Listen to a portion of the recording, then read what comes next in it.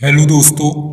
आज के समय में अंग्रेजी भाषा कॉमन हो गई है। यहाँ तक कि कई बड़ी या छोटी जॉब में भी अंग्रेजी भाषा को काफ़ी अहमियत दी जाती है। जैसे जैसे समय बढ़ता जाएगा वैसे वैसे अंग्रेजी भाषा की अहमियत काफ़ी बढ़ जाएगी।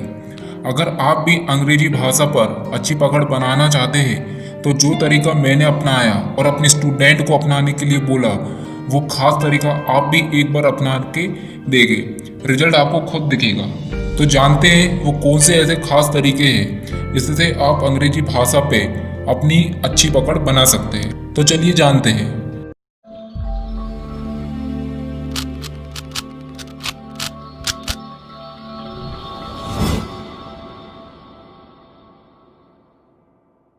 दुनिया का हर पांचवा व्यक्ति अपने संवाद के माध्यम के रूप में अंग्रेजी का इस्तेमाल करता है। पूरी दुनिया में इंग्लिश एक लिंगुआ फ्रैंका के रूप में प्रयोग में लाई जाती है। इसका अर्थ है कि यह भाषा विभिन्न मातृभाषाओं वाले लोगों के मध्य संवाद की सबसे सामान्य भाषा है। दुनिया में अमेरिका के बाद भारत अंग्रेजी बोलने वाला दूसरा सबसे बड़ा देश है। यह भाषा प्रतियोगी परीक्षाओं में सफलता के लिए एक महत्वपूर्ण योग्यता मानी जाती है। मौजूदा दौर में इंग्लिश भाषा को सीखना अनिवार्य हो गया है। आपका ज़्यादा समय न लेते हुए मैं आपको बताता हूँ वो तरीकों के बारे में। तो पहला तरीका है शब्द की शक्ति। शब्दों की कमी के कारण हम अपने विचारों को प्रकट करने में विफल रहते हैं। आपके पास जितने अधिक शब्दों का भंडार होगा उतनी ही तेजी से आप इस भाषा को बोल सकते हैं। लेकिन आपको इंग्लिश के शब्दों को सीखते रहना चाहिए ताकि हम इसमें समृद्ध बन पाए। इंग्लिश वोकैबुलरी को अच्छा बनाने का कार्य आसान नहीं है। इसके लिए निरंतर अभ्यास की जरूरत होती है। इसलिए आप रोज आधा से 1 घंटे वोकैबुलरी की प्रैक्टिस जरूर करें। दूसरा तरीका है धैर्य से कठिनाइयों का सामना करें। मैं ये तरीका इसलिए बता रहा हूँ कि लोग तो जोश ही जोश में अंग्रेजी सीखने या कोई भी काम सीखने के लिए 2-4 दिन अच्छे मन से सीखते हैं, फिर वे ठंडे पड़ जाते हैं। कोई भी चीज़ चाहे वह भाषा ही क्यों ना हो, हर चीज में कठिनाइयाँ आती है। हमें धैर्य के साथ हमें सीखते रहना चाहिए। चलिए मैं आपको एक खिलाड़ी की बात बताता हूँ। वे खिलाड़ी है अमेरिकी बास्केटबॉल प्लेयर माइकल जॉर्डन ने कहा था, मैंने अपने खेल करियर में 9000 से भी अधिक शॉट्स गंवाए हैं। मैंने 200 से भी अधिक गेम में हार का सामना किया है।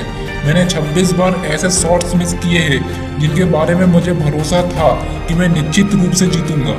मैं अपने जीवन में बार बार विफल रहा हूँ और यही कारण है कि मैं सफल हो पाया हूँ।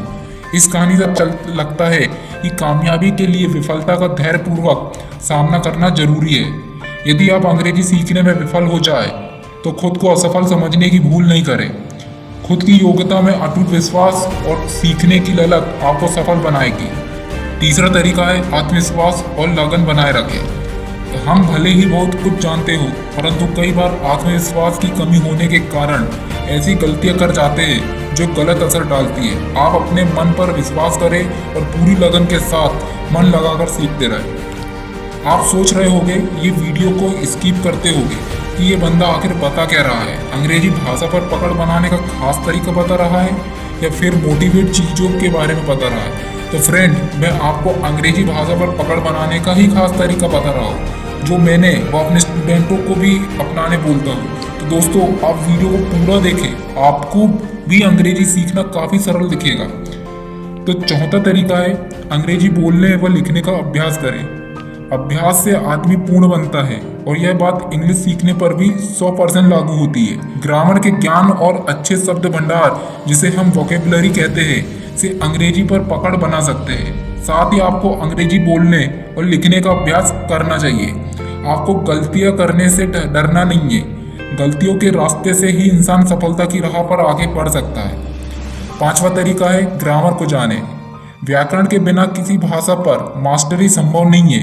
इंग्लिश ग्रामर में आधारभूत ज्ञान के लिए सर्वाधिक महत्वपूर्ण 4 चैप्टर्स ऐसे हैं जिसे पढ़ लेने पर इंग्लिश सीखने की तैयारी का आधा सफर पूरा हो जाता है। तो 4 चैप्टर से tense, parts of speech, syntax और फ्रक्चुएशन। छठवां तरीका है पढ़ने की आदत डालें।